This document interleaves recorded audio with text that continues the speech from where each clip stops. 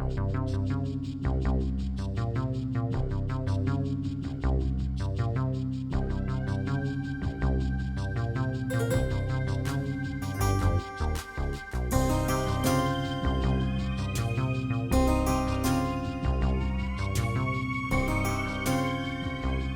to Spooky Times with Eric D. And it's been a little while since I've recorded an episode, and especially a new episode, with a guest. So, ladies and gentlemen, Spookaroos, please welcome back to the show after a longer time than it even seems, Emily Ferguson. Oh, hello there, friendo. Imagine some clapping and stuff. Yay! I'll just do it for myself. Yeah. If Emily sounds a little distant tonight, that's because, unfortunately, she's very distant, as a matter of fact, all the way across the country, across the continent. Yeah, Emily, don't take offense that I have moved literally as far away in the continental U.S. as I can from you. Yeah. Sorry about that.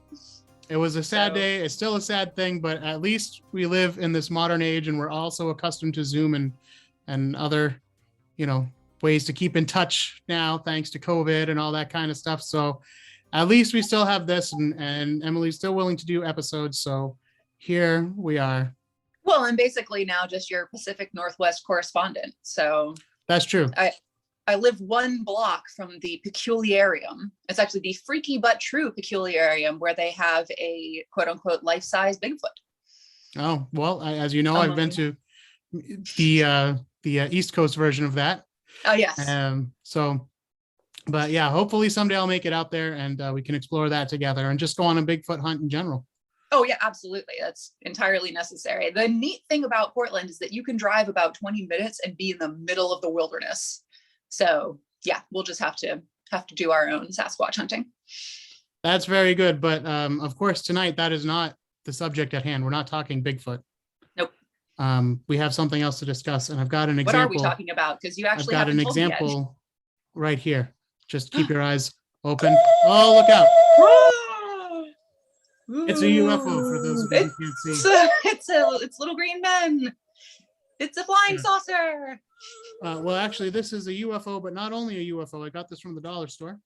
And you can see, if you read the tag, it says... Oh, it's a space UFO. Yeah. You got that at the dollar store? That's awesome. That's pretty good for $1, right? Yeah, that's a great find. Yeah.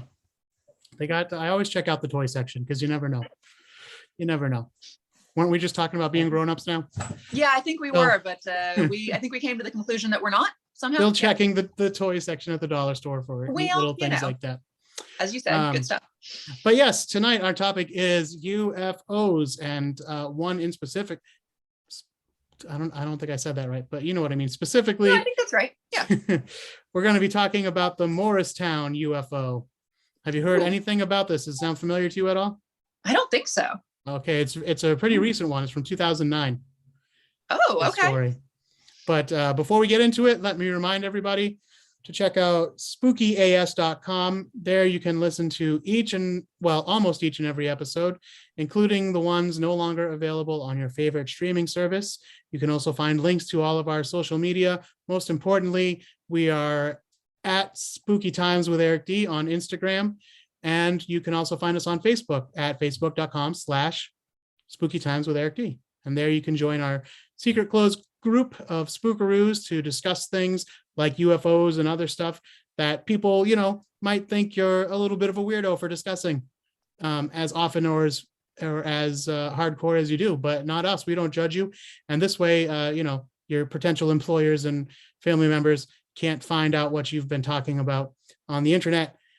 And of course, you can always support the show by joining the Patreon, patreon.com/Witchfinder, because of course, Spooky Times with Eric D is a Witchfinder production. And that kind of support really helps out the show. And I can't thank you guys enough, those of you who are patrons already. I truly, truly appreciate it. You are a small but mighty army, and I appreciate the support. All right, Emily, you ready to talk about this? Well, having grown up in the UFO capital of the world in the 80s, I'm always prepared to talk about UFOs. Yeah. Well, we have discussed UFOs before because we talked about your hometown Correct. UFO. Yep. The Gulf Breeze incident, which we discussed many moons ago, but I don't know what episode number it was. It was a while ago, but it was a good one. Long time ago. Yeah. And I can't remember where did you come down on UFOs? What are your thoughts? Well, my main takeaway is that Gulf Breeze, Florida, in the Panhandle, is located in a very unique area where it is equidistant from 3 different military bases, including a naval aviation station, an Eglin Air Force base. And so, they're up to some stuff there. So they are unidentified, in that they are unidentified flying objects, which is, not even, I don't think you're supposed to call them that anymore. UAIs or something. I can't remember. Yeah, there's some new term. Unidentified aerial phenomenon, or UAPs. I don't know. Anyway. But yeah, so I think that is either a remarkable coincidence, or maybe that's why the aliens are interested in that area. But just in general, do you think that UFOs could exist, could be coming down to us? I do not believe that we have been visited. I do believe in extraterrestrial life. Okay. Like most, of us weirdos, I think. Yeah, no, I agree with that. However, I am open to the possibility that we have been visited. Sure. That we are visited. The talk of abduction and that kind of thing, I'm a little more skeptical about. Yeah. But yeah, it's possible that some kind of life form out there has evolved with a better understanding of how the universe works than we have, and that they're able to send some kind of machine. Oh yeah, fair enough. Out to get us, and I don't mean out to get us, but to get information, or take some pictures or whatever they do in the future. Not the future, but what would seem like the future to us, technology wise. Sure. So yeah, all right. Well, let's get into this story here. The Morristown UFO, January 5th, 2009, 8:29 p.m. Hanover Township begins to receive phone calls about strange red glowing objects in the sky. It is soon discovered that nearby towns are also receiving reports of a UFO flying over the area. Morristown Police Lieutenant Jim Cullen calls the Morristown Airport to alert them of a possible hazard to planes coming in and out of the airport that night. The control tower confirms that they too can see something in the sky, but cannot identify it. Oh. They also say that although they can see it with their eyes, the airport radar is not detecting any object. Okay. And this is, okay, no, go on. That's the Morristown Airport traffic control folks talking. 2 men from Morristown claim to see the lights while driving home from Morris Plains. The 2 men are named Joe Rudy and Chris Russo, and they get out of their car. They pull over to the side of the road when they see this thing, and they record video of the objects in flight, and they also take some still images, which they then post on social media and send to the MUFON, otherwise known as the Mutual UFO Network. This is like a body, self-appointed body that researches UFOs and UFO claims and UFO sightings and UFO abductions and that kind of thing. UFO experts in quotation marks. Yeah, sure. Yeah. But they weren't the only ones to capture video evidence. 11-year-old Kristen Hurley saw a UFO flying near her home in Hanover Township. She alerted her father, Paul Hurley, who happens to be a pilot. Oh. As soon as he saw the red lights, he claimed he knew that he was not looking at an airplane.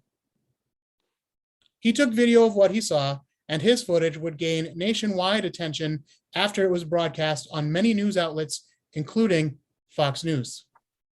Great. Solid start. Home of truthiness. Yep. Paul Hurley stated, "I have been in aviation for 20 years, and I have never seen anything like this. It's a little scary, a little scary." Mm-hmm. Other local residents agreed with Hurley, saying in numerous interviews, it didn't seem like it was man-made or There was no way this was weather balloons. Hanover Township's public health officer said he too had seen the lights while he was walking his dog at 8:38 p.m. He would state that, quote, these things were moving very fast, holding formation and moving in 3 different directions. I don't know what it was. Okay. So you keep saying lights. So we're seeing like red lights supposedly on a structure. Yeah, well, there's no need to speculate over it because I can show you some clips from these news reports. I pulled some together for you, and I will play them for you now if I can remember how to do all of this. Okay, that's good. And now I need to share my screen, which I can do with this button, I think. And click this and share. Yes, you see this? Yep. Okay, here we go. What the fuck? It's gotta be the weirdest shit I've ever seen in my fucking life. Morristown police say they received more than a dozen calls about the UFO. This is what was seen last night between 8:30 and 9, photographed by the Hurley family in Whippany. I'd like to see someone, tell me what it was, because I cannot tell you what it was. Here's some video. It was shot by Eric Hernandez from Bound Brook. And he says during a short break at work, he and 4 of his co-workers saw these 5 tiny lights. There are some really strange lights in the sky right now over in Morristown. And it doesn't look like a plane or anything to me. It looks like 5 extremely bright lights. And I don't even know if I should be calling you guys or not about this, but it's something pretty impressive. I cannot for the life of me figure out what it is. They were just kind of floating along. We didn't really know what they were. Just that they looked very in a formation. Sort of streaked down toward New York, and the final one just kind of went blip, disappeared. Really? Just cool. Blip? Yeah, I'd say blip. Whatever it was real. For me, at least. What'd you think those red lights were? Aliens? We were driving on Hanover, and all of a sudden we see these lights literally zip over our car. They pulled over, grabbed Joe's camera, and started shooting. The lights seem to ascend and descend almost in a sequence. I'm off a Park Road, I'm in my backyard, and there's in the sky, what is it? I walk out of my house, it's like these parachutes with these balloons with these 5 lights flying over right now. So, Miss Emily. Yeah. What are your thoughts so far? Now that you've seen the footage? I mean, it's going to be a shocker. It's not very clear. Unlike all those other UFO videos you've seen. It's less clear than the others. Looks to me like a shaky hand video of some flares that are floating, to be honest, because that's something that I actually saw frequently outside my window as a kid in the UFO capital of the world. So maybe we've just both been visited by the same red floaty things, although some of the flares I saw were blue triangles. So again. All right. Well, we're going to keep your flare theory in mind because thank you. It's going to be one of the ones that's brought up here. But in the following days, many people, saw these reports and these stories are going all around town. There were stories in the paper and many theories were put forward, including, of course, the obvious that this is a UFO and not just meaning unidentified flying object, of course, but meaning this is an alien spacecraft. This is a visitor. Yeah. Okay. So this is controlled by ETs. Other people saying this is something supernatural. Okay. This is maybe a sign of the end of days. Or maybe some kind of visitor from a different dimension. Was that the cat? Yeah, it's the cat. Sorry. Okay. She's meowing. Saw something dark and shady moving behind you. Some people said these are probably helicopters trying to drop off some cargo. Some suggested this could be a surveillance blimp. Some kind of secret military project. Sure. Or some people said this is probably an elaborate hoax. The Morristown PD had their own theory. Lieutenant Cullen told reporters, quote, "We are reasonably certain from what we've been able to observe that these were road flares attached to balloons." There you go. That's exactly what it looks like. So you and the PD have the exact same theory just from looking at that tape. Look, man, I don't like agreeing with cops, but facts are facts. Well, but remember the town's health officer that I mentioned earlier? Yeah, sure. Well, he disagrees with the cops, and so did other people. But he said he didn't believe that these were flares because they didn't leave trails, and flares would leave trails. What sort of trails? I told you what he told the reporter. Okay. Also, he said sometimes these, these lights were traveling against the wind. Okay.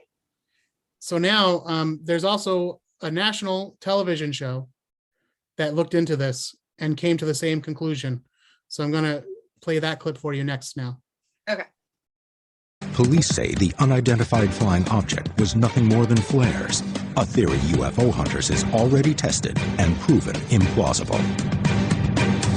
Could well be the first UFO sighting of 2009. Up next, the team analyzes the footage, and their finding is nothing short of amazing. That thing's just enormous.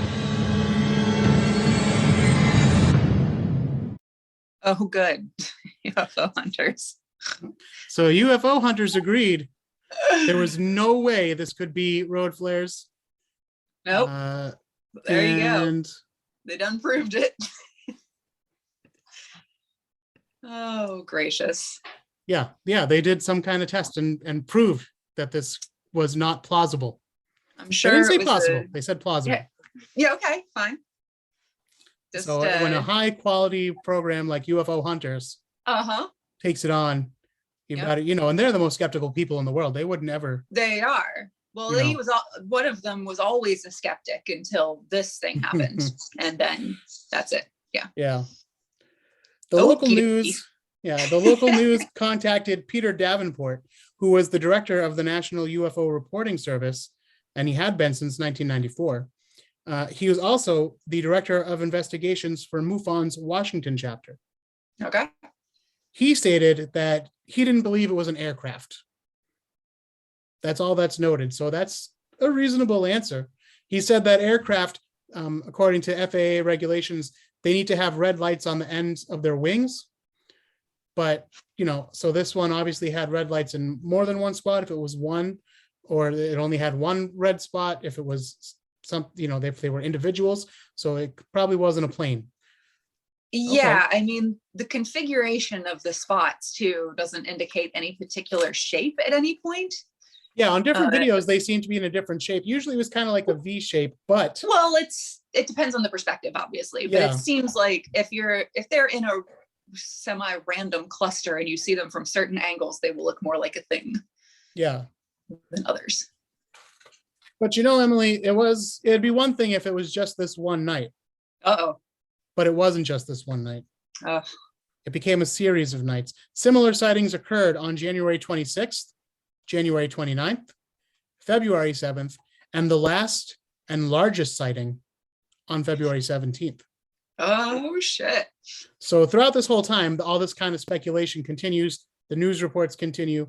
People are looking into it. As we saw, UFO Hunters gets involved, and other national television, like we said, Fox News and other cable news stations. But the incident on February 17th, let's talk about that one.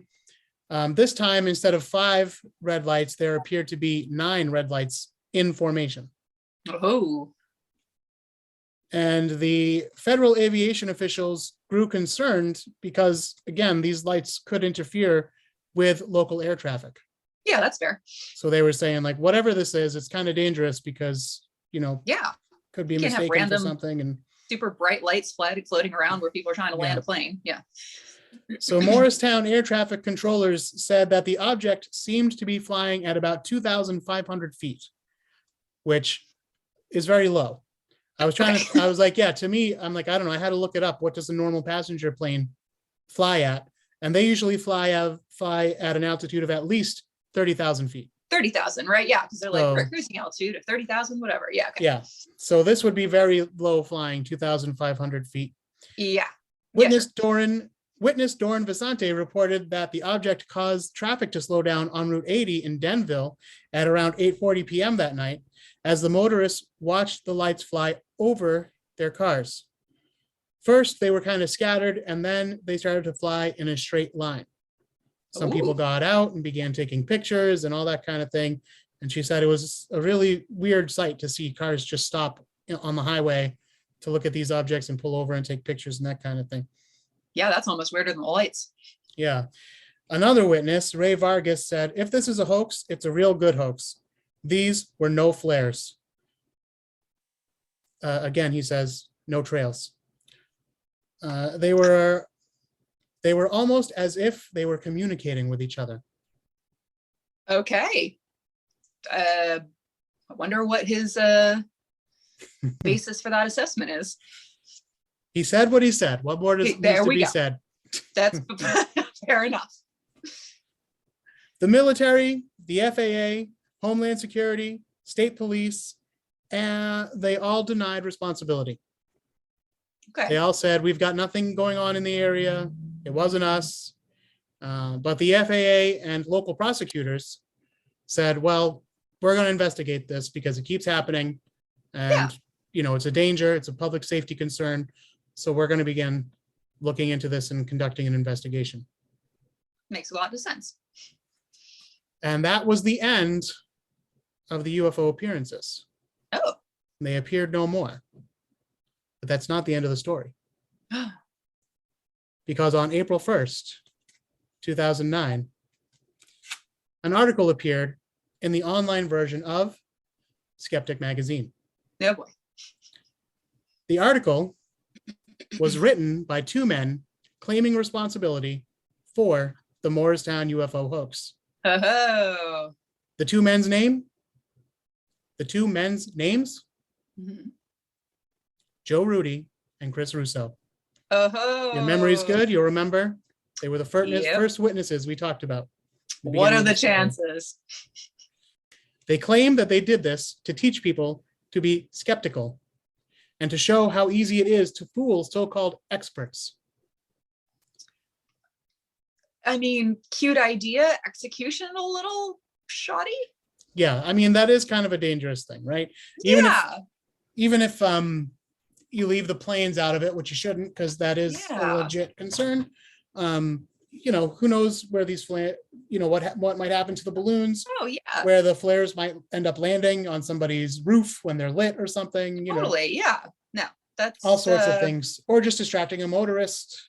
Yeah. I think I've told you before, there was a night I was coming home from the movies and a meteorite or something glowing green fell out of the sky and almost hit my car. And I certainly reacted, and luckily it was not a crowded street at that time of night. Yeah. But, yeah. So yeah, it'll startle you. Yeah. So I can imagine seeing, a fire coming at your car all of a sudden. You'd probably react. Oh, I remember seeing a completely crazy UFO while I was driving one time. It was me and my mom in the car, and there was one that looked like an airplane that was covered in sparklers. It was huge, crazy thing. No idea.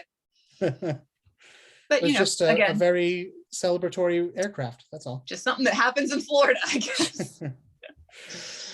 All right. So they, guess what, Emily? What they did was they got some helium balloons and they attached some road flares to them with duct tape and fishing line. But wait, how did they mitigate the trails? Don't know. Road flares aren't supposed to make smoke. Yeah, I mean, they do, I guess, send up a little something and that kind of thing. But yeah, I don't know. I mean, I don't have much experience with road flares, to be honest with you. That's pretty funny. But yeah, and even so, I suppose if they're 2,500 miles above you, you might not see a little trail that they might leave, Yeah, they're up there. That's hilarious. Their plan was not to do multiple nights. Initially, they were just going to do the one night and see what happened. But their first night was so successful, they said, hey, you know what? Let's keep this going a little bit and see what kind of attention we can get on the subject and that kind of thing. So that's where we got all this news coverage from. There are videos online. I'll show you one as we wrap up here. But there's videos online that you can see. They actually filmed themselves this whole time. They filmed themselves and they showed the news broadcast. They showed the news as they were going out. They're like, okay, this is the night. This is what time it is. We're going outside now. See these helium tanks that we're bringing, that we're carrying up into the woods to a cliff in the woods. And, we're bringing these balloons and these flares, we're bringing all this stuff. We're filming ourselves, setting them off so that that it really was us who did it. And it's not like a UFO. It's not some kind of crazy conspiracy. It's just two guys from Jersey, playing a little prank on everybody, trying to teach you all to use a little critical thinking maybe. And, it doesn't mean that aliens aren't real, but just think, what's the probability? Is it like a couple of schmucks with road flares, or is it like a higher being from another planet coming down, and this is how they choose to reveal themselves to you? Yeah, that Occam's razor is a bitch, though, isn't it? Yeah. So that's what they decided. But of course, when they announced themselves, they also opened themselves up to prosecution. Yep, that was pretty dumb. Which they faced, but luckily for them, their punishment wasn't too severe, just kind of a slap on the wrist kind of thing. Yeah, they had to pay each a $200 and $250 fine, and then do 50 hours of community service. Oh, that's fine. Yeah, that seems about right. Yeah, exactly. Like, nothing really happened. It was not a great idea. They stopped doing it as soon as it was clear they were going to get investigated. Yeah. But of course, the crazy part is that despite the evidence that they laid out. Oh, I knew you were going to say it. I was like, okay, how many people still believe that it was actually aliens? Yeah. Yep. And they claimed that Joe and Chris are just government agents. Of course. Yep. Trying to cover up this UFO incident in and around Morristown, New Jersey. There you go. Comes full circle. That's why you got to be careful what you put out there. So I'm going to pause the audio recording now, Emily, and I'm going to show you the rest of that video because I cut out. Yeah. That's where I got all the news from. Okay. The news clips from, but I cut out all the parts where they were talking about their hoax. Oh, yeah, sure. So let me see if I can find that. 6:35 p.m. It's January 5th. Yep. Monday, 2009. Chris and I known each other 13 years at that point. Chris and I were a little bit of class clowns. We would talk about all sorts of pseudoscience. And I was having thoughts in my head since 2004 about doing something. He actually came up with the idea of perpetrating a hoax. I saw in the 1960s someone put flares on large balloons and let them go, and it created a stir. And from there, the idea started to come together about lights in the sky. We knew the end game of this social experiment was us saying, ta-da, we did it. I'd be lying if I said it didn't have a fun element to it. We were kind of excited about it, but it did sort of stem from an idea of maybe we could help raise the consciousness of some of these folks. We were always baffled by how easy it was to fool credulous people. As it went on and on and on, we thought, do we keep this alive or do we just sort of leave it as it is? And we ended up doing it a few more times to keep the story going. Some people thought there were 5 spaceships. Some people thought it was one giant structure. So people were seeing what they wanted to see. Police officer sees flares on balloons. That's not exciting. They wanted the people who were going to say, didn't appear to be man-made. They appeared to be communicating with each other. And these experts, quote-unquote experts, came out and said, what we did could not be exactly what it was. It could not be flares and balloons. Eventually what happened was the prosecutor in town had asked publicly, whoever is doing this, please stop. And when that happened, we stopped. And we kind of went into documentary mode and figured out how we were going to explain what we did and why. People will still say, nope, that's not good enough. We think you're covering this up. Most of these things do have an explanation. But again, I don't think that sways people. I think they want to believe, and they always will. There's nothing Chris and I could have done to disprove UFOs visiting Earth, but hopefully we maybe changed a few people's minds, and at least got them to rethink. Next time they see lights in the sky, what could that be? Is it an alien, or maybe is it 2 guys pulling off a prank in the woods? All right, Emily, I just tried to screen share that with you, and what happened? Apparently the government has stopped you from sharing that vital information. So I did not have access to it. And I didn't even have to cue you to say that. Nope.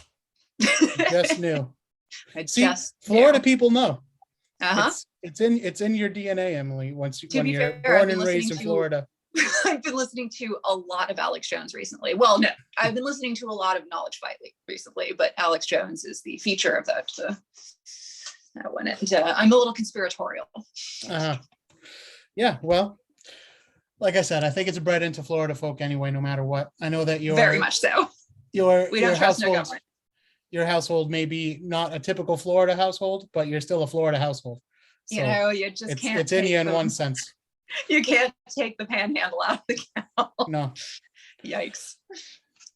All right. Well, you didn't get to watch the video, but basically most of the video was an interview with the two gentlemen going over everything I just said exactly, and kind of restating their intentions in the video. I think, although the idea to me is entertaining and amusing, I don't think they're going to win anybody over. I don't think anyone who believes in UFOs is going to be like, oh no, I guess if they could fake it, then other people have faked it. So that means there aren't any UFOs. No, they're just going to be like, oh, those two jerks. That just proves that there are UFOs. Yeah. Because, what would these two have to fake if there weren't real UFOs out there to copy from, or, whatever else they might end up saying. Yep. Well, maybe they're just managed to make some people feel a little foolish for thinking it was real for a second. That could be okay. But again, not a fan of their methods. Yeah. I don't know. I would like to pull off a hoax of some kind. In a way that does. Actually, I have an idea for one. Ooh. Well, don't spill it here. Somebody just gonna steal it. Yeah, but it would be, I guess that's true. I'll tell you later on though, but let's just say it involves a ghost. Okay. And I got some theories on how I could perhaps induce the spirits to appear in certain spots. Nice.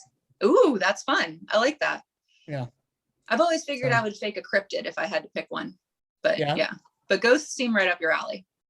Yeah, I'd be more into ghosts, but I've thought about, faking some Bigfoot tracks before too. Yeah. Because now I have a copy of a Bigfoot, a casting of a Bigfoot. Oh, allegedly the one from Bluff Creek, which is the famous Patterson tape Bigfoot. Ah, wow.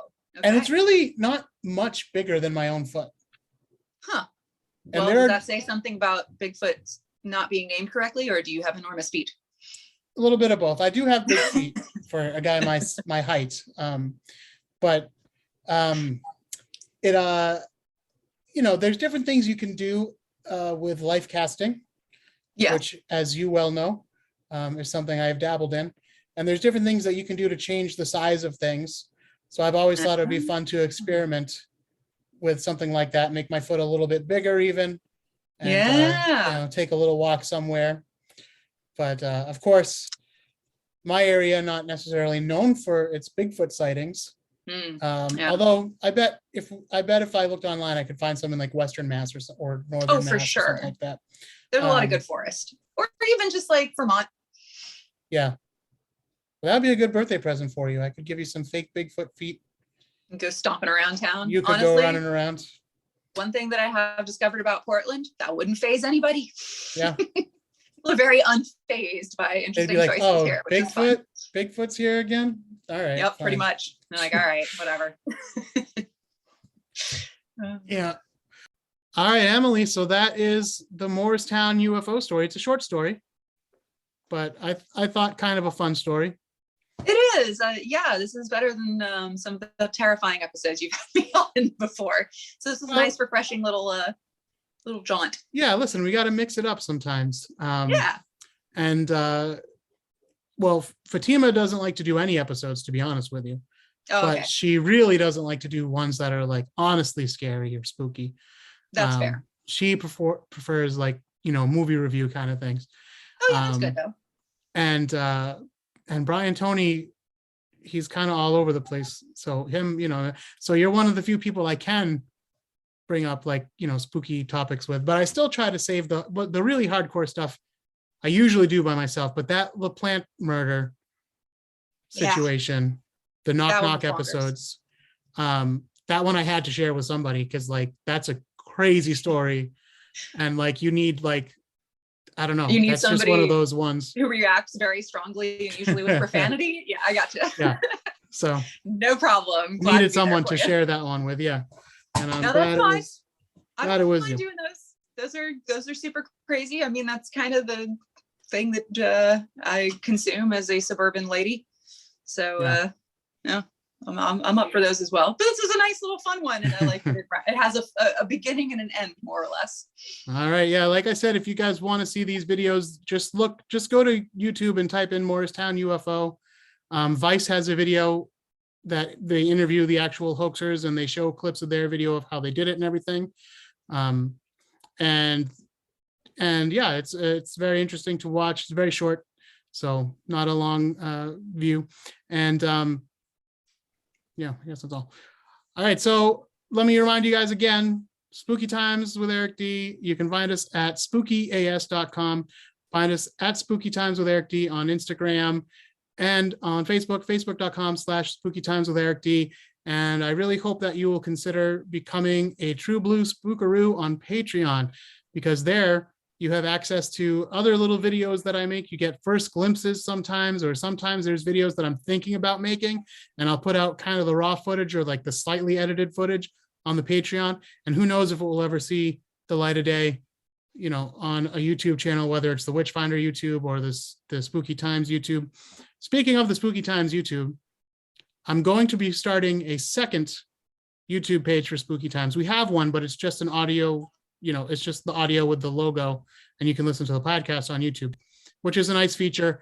I don't have to do anything. Basically, the podcast server just kind of uploads it for me, and I don't even think about it, just goes up there. But the other channel that I want to make will be actual videos. And I've started to film some stuff for that. I had the week kind of off work because we were shut down due to COVID concerns. Nothing involving me, thankfully. And that's the plan, to do more kind of videos on there. Again, I don't want to overstretch myself, so don't expect necessarily one every week or anything like that. But, you know, once in a while, when I have the time, I'll be putting out videos. There's a new Witchfinder video out right now of me reacting to a clip from Saturday Night Live that featured the Salem witch trials. And then I've already filmed, but I have not yet edited, another full-length deep dive into the lives of one of the witch trial victims, Sarah Osborne. So if you want to learn more about her, keep an eye on the Witchfinder YouTube channel. And yeah, so that's patreon.com/Witchfinder, because of course, Spooky Times with Eric D is a Witchfinder production. Emily, so lovely to have you on the show again. I'm sorry it has to be back across the continent, but glad to have you here anyway. Hey, anytime. All right, and as for the rest of you spookaroos, until next time, don't be afraid. And here's the lovely theme that Emily wrote for you.